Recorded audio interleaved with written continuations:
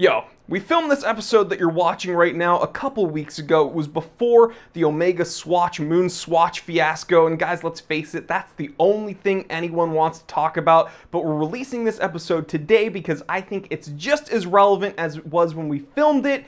Because guys, this is proof Omega's putting out watches that are, risks. They're taking risks with this Omega Ultra Deep, bringing it into production, and it has nothing to do with Swatch, okay? I think those Omega MoonSwatches are really cool, but there are other really cool watches out there that Omega has their name on that don't have anything to do with the Omega MoonSwatch. Look, guys, okay, I really think that MoonSwatch is super duper cool, but let's not lose our heads over it, alright? Because I have a feeling that in the near future, you'll be able to find these online at retail prices on Swatch websites, and you won't have to go crazy over these ridiculous scalper prices. Do not buy into the hype, guys. Do not give a cent to the scalpers.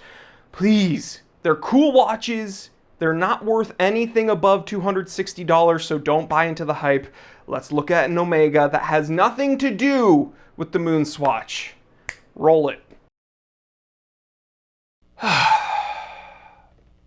You ever do something and you feel like you've already done it, so you don't really want to do it again, but you gotta do it, like waking up every day?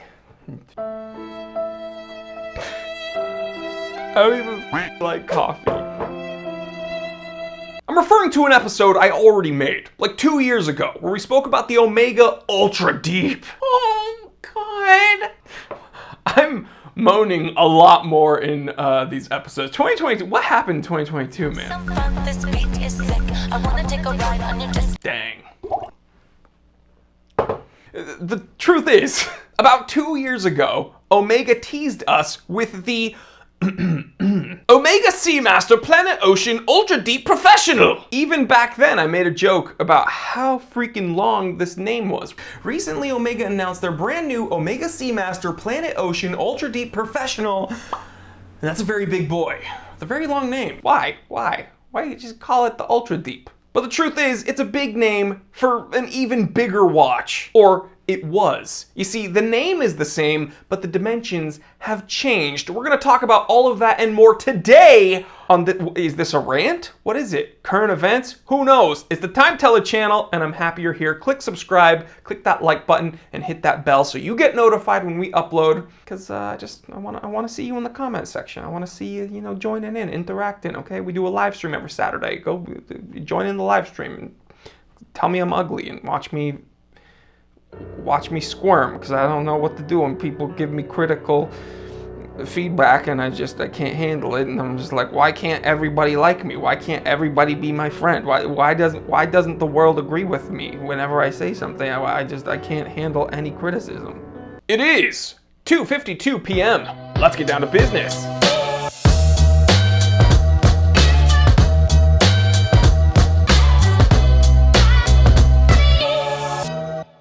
That's right, guys. So, the Omega Ultra Deep. Again, I'm not going to say that whole big name. 2 years ago, it was actually a prototype. As we mentioned in that episode, it wasn't going to be brought to market, or so we thought. You see, we figured this watch was just a kind of show of force by Omega, something to intimidate other Swiss watchmakers by saying, look what we can do. We can literally strap this watch to a submersible and take it down into the deep sea crevasses, and it'll be fine. And none of you guys can do it.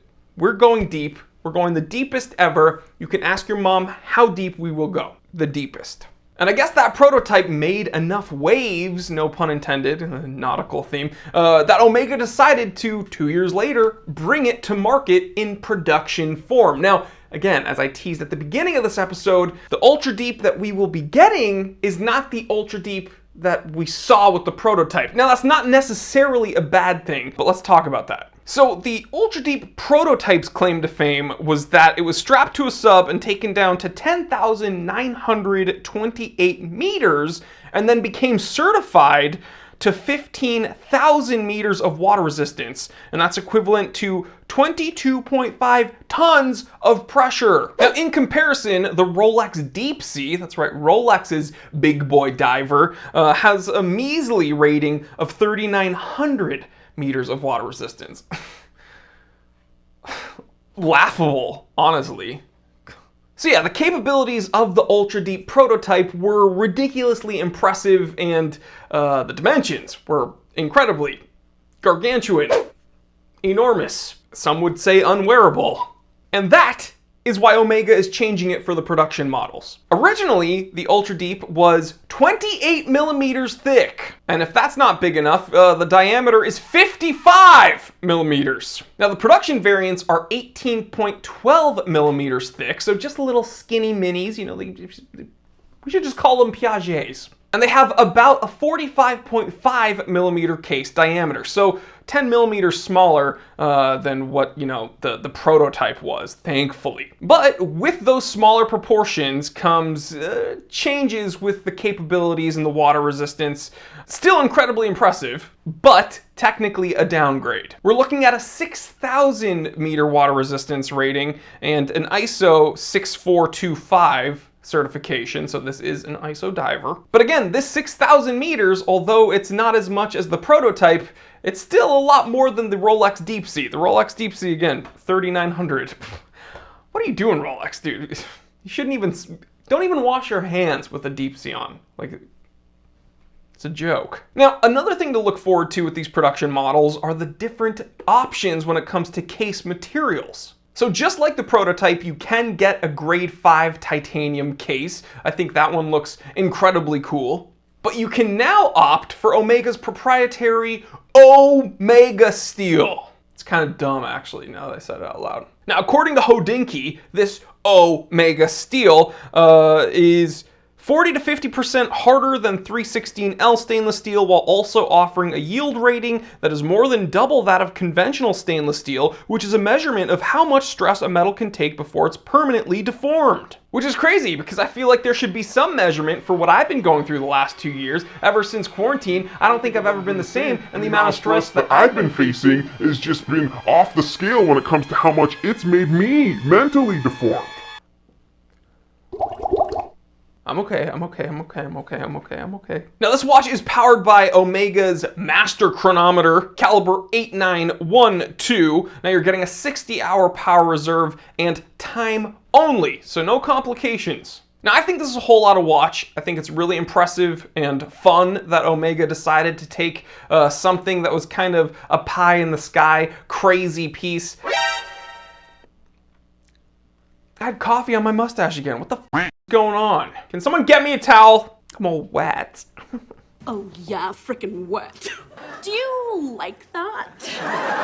What is going on? Dude, Gato, what is going on with me right now? I think I'm lonely. Let me try to pull it together for the end of the episode. All right, what I was trying to say is it's really fun to see Omega bring something that was, you know, what we thought was gonna be a pie in the sky, gargantuan, crazy show of force to actual production, something that we can actually see, feel, and own. It's fun to see companies take risks. It's fun to see companies release something that's very cool and then actually give it to us. And I know this isn't the exact, production of the prototype, but they made it more wearable and more feasible for, an actual watch collector to want to own. Now, it's by no means cheap, coming in, I believe the starting price $11,200 to $12,300, depending on which material and variant you choose. But it's an absolute, just crazy steal when you compare it to, the Rolex Deep Seas and their $20,000 price tag on average in 2022. So yeah, when it's $12,300 for something that's actually much more capable and much more impressive and probably a better watch than the Rolex Deep Sea, and it's like half the price, why not? Go Omega! By the way, in the comment section, please argue, I'm asking you to argue, do you pronounce it Omega or Omega? Or are you one of those freaks of nature that says Omega? If you're one of those people, close your computer, turn your phone off, and jump into a lake. And hopefully you're wearing an Omega. Ultra Deep. Alright guys, I had a whole lot of fun talking about this watch that I think is really incredibly cool. I might have a connection to someone at Omega. Hopefully they can get me a watch. They emailed me about James Bond watch, but then the pandemic happened. So maybe I can find that email address and get one of these. That would be absolutely insane, but it'd be a whole lot of fun. So yeah, we had some laughs, we had some giggles, we had some chuckles. We spoke about a really cool watch, and I will do it again on the next. But don't push me, okay? We're gonna do it again. I'll do it again. I will make jokes about horology. Stay happy, stay healthy, stay blessed. I'm Jory Goodman, the Time Teller. Always remember, I didn't invent time. I just tell it.